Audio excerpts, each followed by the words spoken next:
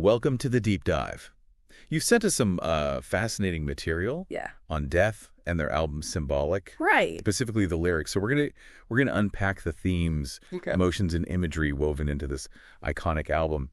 But more than just a breakdown, we want to explore how Death uses the intensity of death metal to say something profound about the human experience. Yeah, it's interesting how often death metal gets reduced to just being, well, aggressive. Because what Death, and especially this album does, is use that aggression to explore some really profound and universal human experiences. Right. Looking at these lyrics, we've got loss of innocence, societal surveillance, the dangers of blind faith, profound questions about the human condition. Yeah. And you specifically highlighted the feeling of lost innocence in Symbolic, the title track, which really sets the stage for the whole album. It does. Do you think that reflects a yearning for a simpler time, maybe before the internet, Yeah. before the world felt quite so complicated? Absolutely. Schuldner's lyrics, not just in this song, but throughout the album, tap into those complexities we grapple with internally. Right. He's looking back at a time when years seem to stand still, and that sense of loss, that longing, is palpable. And the way he delivers those lines, the raw emotion in his death growl, makes it hit even harder. And he's not exactly shy about placing blame either. Right. Zero tolerance feels like a direct condemnation of hypocrisy. It does. Especially in the lines, machines supply the altar, where virtuous lives are sacrificed. It's social commentary through a death metal lens, for sure. Yeah. But you're right, there's real anger in those lines. Yeah. Lament for what's being lost. And that's what makes it so powerful. It's not just anger for anger's sake. Right. It's rooted in this deep sense of sorrow. It's like he's heartbroken by it, not just angry. Yeah. And that theme of broken promises continues in Empty Words. Yeah. I mean, promises, potential to hurt, is anything real, is brutal. Yeah. It reminds me of those gut-wrenching moments when you realize someone's words were just empty air. It cuts deep, right? Schuldner captures that feeling of navigating a world where promises are so easily broken. Deep inside, in the world of empty words, he sings. It's a feeling we've probably all experienced at some point. Then Sacred Serenity almost flips the script.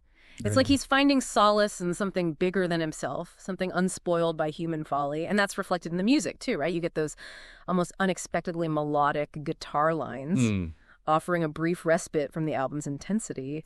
It's interesting, though, how even in this moment of relative calm, there's that undercurrent of darkness, of watching and being watched, protecting and watching all, observing spirits on the wall. It's like even in nature, Yeah. there's no escaping this feeling of surveillance. Exactly. Which brings us to a song that feels chillingly relevant today, 1,000 Eyes, this vision of a dystopian future of constant surveillance. It's almost prophetic. Right.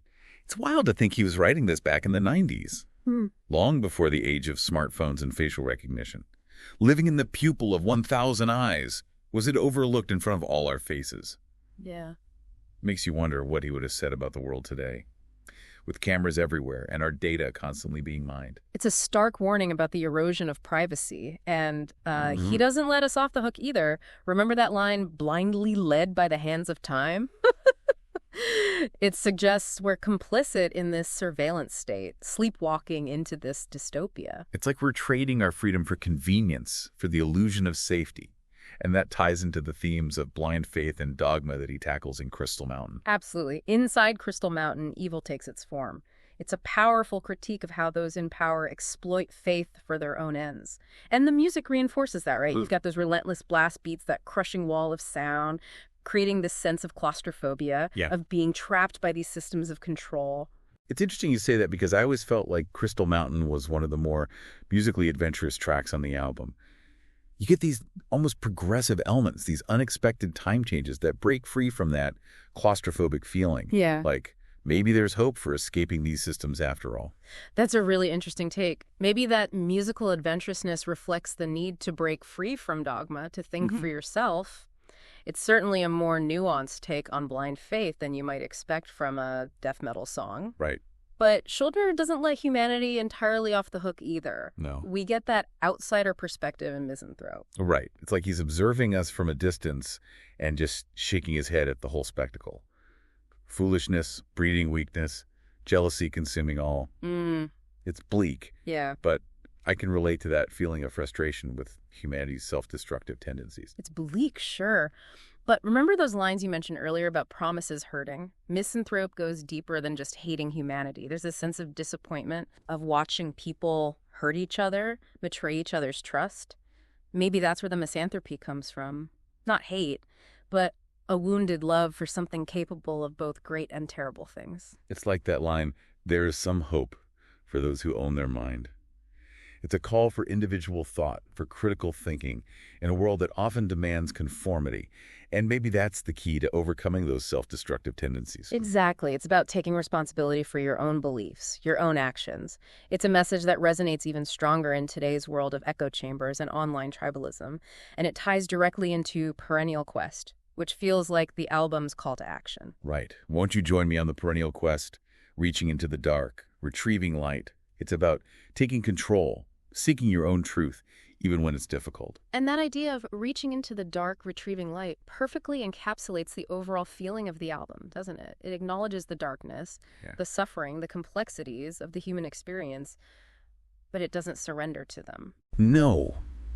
There's that persistent hope, that drive to find meaning even in the midst of chaos. Yeah. It's what makes Symbolic such an enduring album, even for people who might not typically gravitate towards death metal. It speaks to something universal, doesn't it? Yeah. Those big questions about life, death, meaning, our place in the universe. These are things we all grapple with, regardless of our musical taste. So we've talked about the big themes. Yeah. But what makes Symbolic so powerful, so intellectually and emotionally engaging, are those recurring motifs and images woven throughout the lyrics. Right. The imagery of eyes, for example. It's like Schuldiner is fixated on the idea of being watched, judged, controlled. That's a great observation. You see it explicitly in 1,000 Eyes, but it tops up in other songs too. Right. Think about Zero Tolerance with those lines, "In the dark of night, abusing a portion of light."